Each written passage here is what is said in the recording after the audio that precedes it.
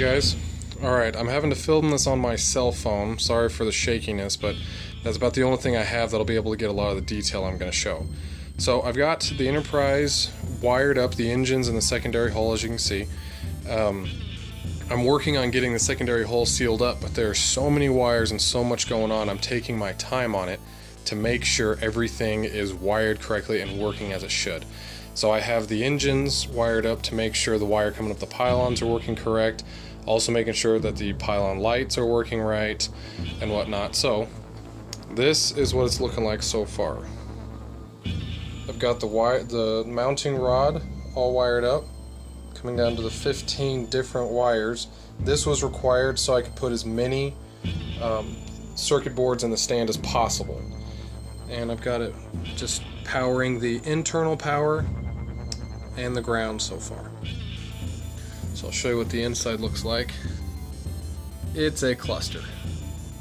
So there's the main mounting rod, and then there are all the wires coming out. Now all these wires, as you guys can see in there, you've got the thruster board, the runway strip, and then this is the dry dock startup sequence board. So most of these are actually thruster wires that will be connected to the saucer. I've got two that are coming down and connecting to the back of the engines right back here. But I got the lights running for the approach lights. I've been messing with the resistance on them so it's not as bold. Got the lights around the docking ports working great, and I'll show you on this side. You can see the docking port right there. When I take the little shuttle pod, stick it in,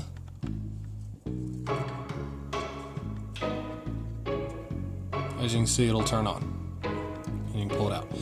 The reason it's a little funky is because the fiber optics are pushing it out. By the time it's done, those will be trimmed flat and it'll suck right in. The magnet will hold it in place.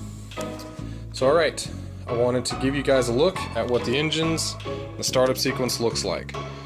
It'll cycle through, the pylon lights and the bottom approach light will come on.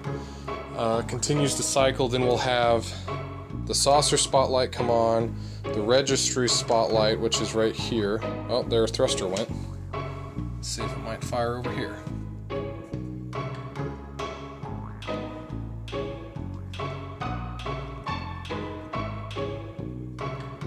It's taking a second. So it cycles through.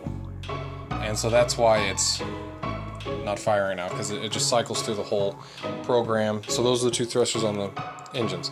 Now, so anyways, the main top light will come on with the saucer spotlights. Then the registry light that I showed you right there will come on. Then the fast blink will come on. And then I will have to push another button for the main engines to come on. Alright, let me find the right one, pink green, and I gotta touch it to ground. Just a second. Try and get far back so you guys can see it. Okay, here we go.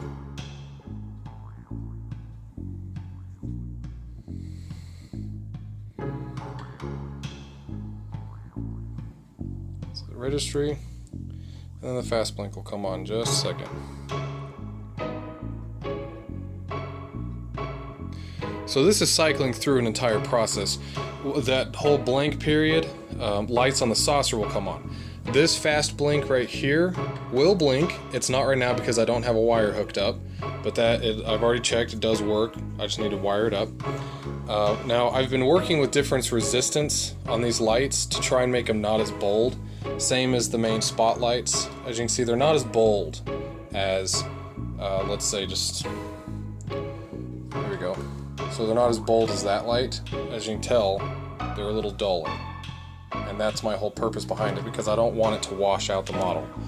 Okay, now when that's all running up, you can change the engines.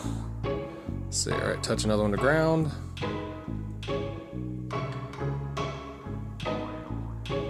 and they both come on. And when that happens, the deflector dish will turn to violet as well as the top crystal. So that's how it's looking so far. This thing's coming out really, really well. I'm very happy with it. The top lights right here are not wired up just yet. They will be wired up here soon. Let me see if I can get I know I can get a better shot in there.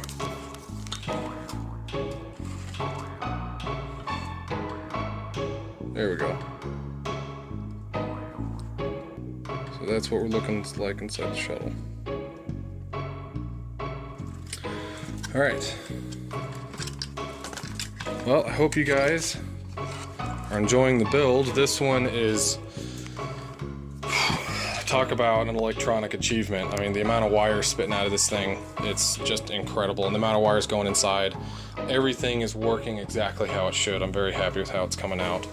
So, alright, well, now that I know all that works, I'm going to work on getting the top plate installed and hopefully have the secondary hull closed up in about another hour or two. And when that's done, I'll connect the neck to it, and then all I have to do is glue the engines together. Now that I know they work, bring it over here. The saucer has been all glued up. I'll come in and the bottom seams, those are not glued right now because of something I was doing to them. I got the main pegs glued together, so I'll go through and glue all that. You can see all the wires on the bottom, so all those connect. But once all that gluing has been done, it'll be on to gap filling. And then gap filling to painting, painting to Aztecing. After Aztecing, I put it together and she'll be done. I about have the stand finished. So I got the two rods. These are indicator holes so I know where to put the mounts. Getting it all sanded down. These three back here will be for the speakers. That'll be where the main power comes in. And then all the ports right here. So this right here will be the section for the wireless remote. This will be for the torpedo board. This section over here will be for the phaser and the shields up, shields down board. It looks like a lot of room. Even me looking at it, it looks like a lot of room, but when I start putting these circuit boards in here, it's gonna fill up very, very fast. So, alright guys, well again, I hope you're enjoying the build. Just stay tuned as I will be posting more. If you have any questions, let me know.